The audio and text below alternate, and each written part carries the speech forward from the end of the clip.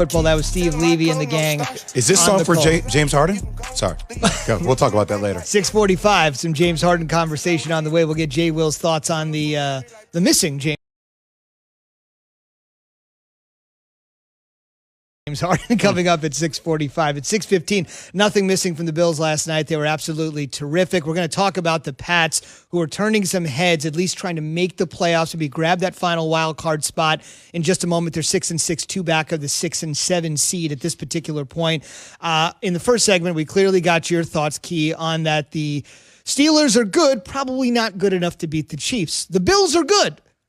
Are the Bills good enough in a one-game scenario? You guys always say it, one game, right? Anything can happen in one game to beat the Chiefs when it matters most.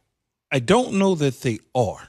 I know that they look impressive last night. I know that Alex Smith, Josh Allen was 32 of 40, 300 and some odd yards, 70-something yards, 4 touchdowns. Looked great. But the Chiefs are just different. And maybe the Chiefs are different to me because I see them on highlights all the time. I watch them. It seems like they're on national television, big primetime games all the time.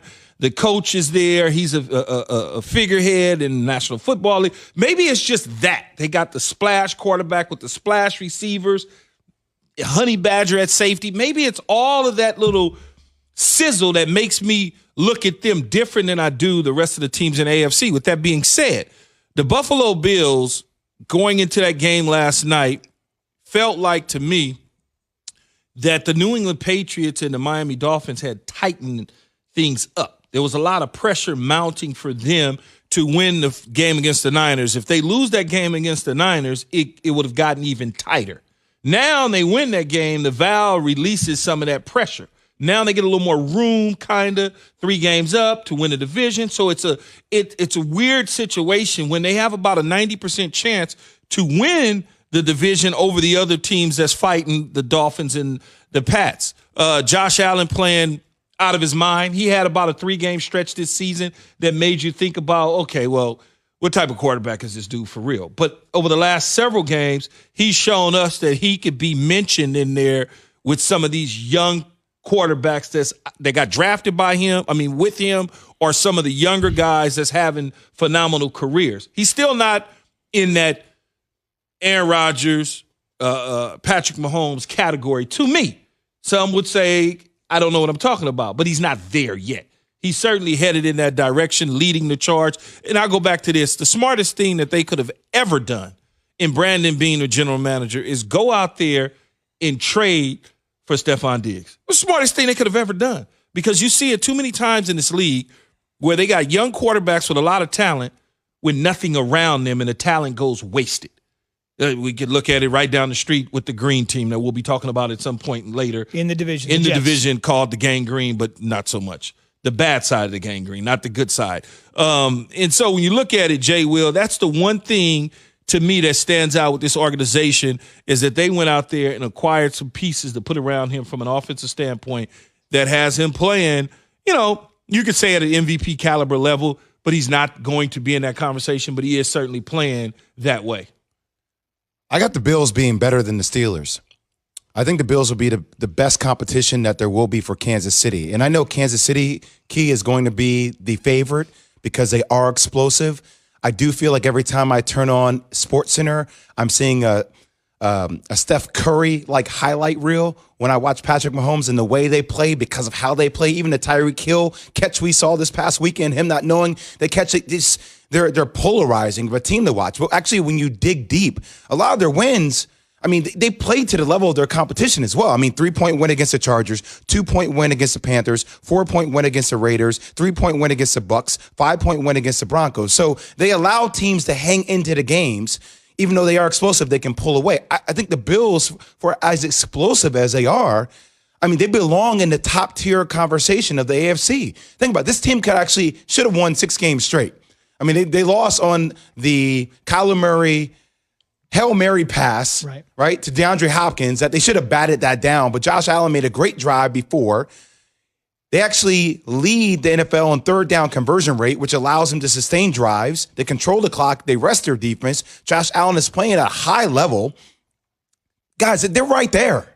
They're right there. I think it's time we start putting some respect on the Bills' name. I know people want to say, well, we always expect them to be the old Bills. I know we say that about the Browns too, but this is a different Bills team. They belong in that top tier conversation. You just need to see them do it before you believe it. No, it goes back to, for me, what I'm looking at is they're playing smooth. There's no clunkiness to it, right? The one thing that I would say, they won the game, which they win the game, and I'll go back. If Cam Newton puts the ball in the left hand, they probably lose that game. Much like we talked about with the Cleveland Browns the other day. Cleveland took care of business against Tennessee, which we were waiting for that signature kind of moment for Cleveland. When will the Bills' signature moment come? This Monday or Sunday night against Pittsburgh. Because prior to that, they're winning and they're beating teams the way they're supposed to beat them. But is there an impressive – I'll use the college Final Four, the college football playoff committee. Where's the impressive win at, like with the team? Is it the Kansas Cities have they beaten? Have they beat the Pittsburghs of the world? Have they shellacked the Green Bays or the New Orleans? Like, where is that W at? Last thing, real quick. What do you think about the Pats' chances to maybe win out, get to 10 wins, and get to the wild card? Because that's the real wild card, quote unquote, discussion to be had. Well, it starts this Thursday night in L.A. If they drop this one to the Rams, then you can forget it. But if they go out there and they're there already, I'm sure. If they take care of business and they beat the Rams, now all of a sudden people start to look at it differently. Now, I'm not counting them out ever until they're mathematically eliminated because, again, they've done well against teams that Bill has beaten up on before, like the Rams, for instance. And so let's see what happens in L.A. on Thursday night. I don't think they're going to get it. But I'm also curious to see which Jared Goff shows up in that game, Key. We always talk about him being the difference maker, and now you say he's one of the top-tier quarterbacks there is in the league. Like, I just want to see it be consistent. Well, if he doesn't play well, Z, then the Pats will win. We have a lot of litmus test primetime games. Litmus test for Goff on Thursday night, litmus test for Allen and Roethlisberger Sunday night, litmus test for Lamar and Baker Mayfield on Monday night. Think about all those games. Let's go. Let's go to break. On the way, yeah, we know the deal. Trubisky, Foles, it's been terrible this year. I know, we discuss it every morning. The real question, what happens next season at the quarterback position? Our expert in Chicago with the answer next after Jay has this from Straight Talk. It's time for some Straight Talk. Look, we all drop our phones. It happens. You fumble it, crack it, splash it. Well, Straight Talk Wireless now